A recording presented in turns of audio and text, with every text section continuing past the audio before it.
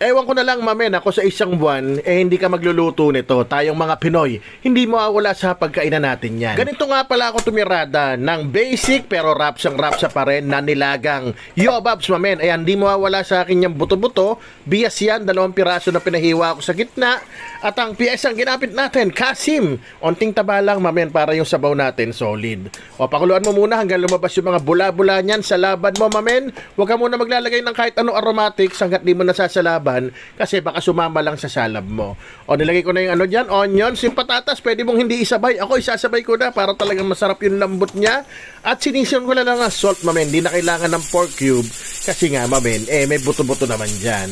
O, yan, pin-pressure cooker ko ng 20 minutes. Kung wala kang pressure cooker, mamen, pakuluan mo na mga 30 minutes. Goods na yan. Gusto mo 40 minutes para mas lumasa yung iyong buto-buto, mamen. O, ingat ka sa paggamit ng pressure cooker, ha. Ayan na yun, mamen. Ilagay mo na yung gulay mo. Ilagay mo yung pechay. Pero bago mo lagay, tikman mo muna. Pag goods na sa'yo, lagay mo na lahat ng gulay. Pag hindi pa, timplahan mo. Asin, bahala ka na.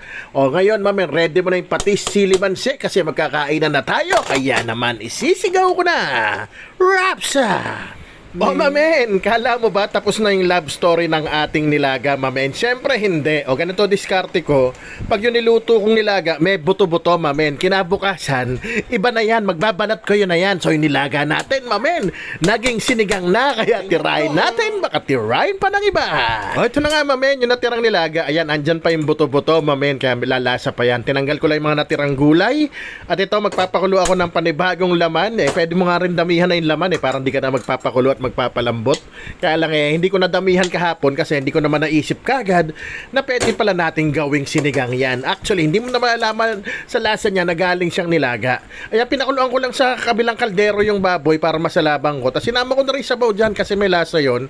At nilagay ko na yung mga aromatics, kamatis, sibuyas, mamen, paminta, patis. Lagyan mo ng nor cube, mamen. At palambutin mo lang mga 20 minutes. Kung wala kang pressure cooker, basta lumambot siya mga 30 minutes siguro, mamen.